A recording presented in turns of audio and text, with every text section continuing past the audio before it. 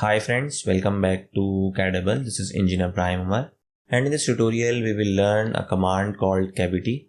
So here you can see we are in SolidWorks assembly mode, and here is a part and here is a block.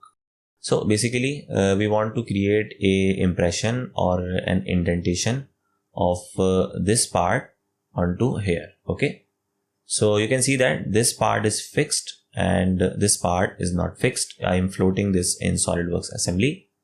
So for this, first I will place this part, let's say here,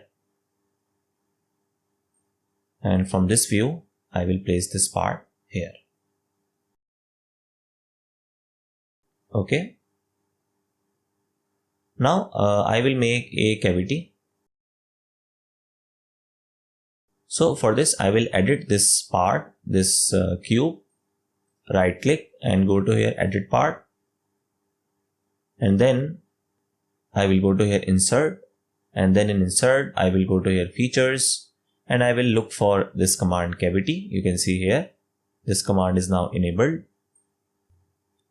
and here in design components I will select this part, and here you can scale it about origin or centroid, and you can create a non-uniform scaling as well. For example, in X direction some percentage, or in Y direction, or in Z direction.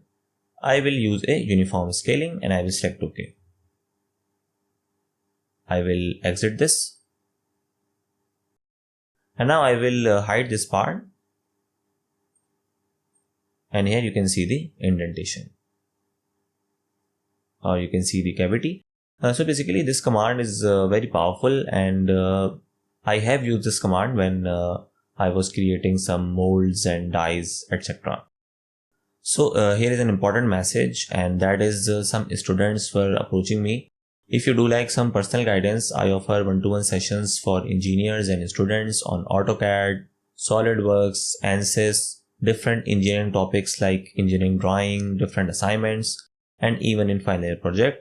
You can reach me through my email, and I will be providing my email in the description link.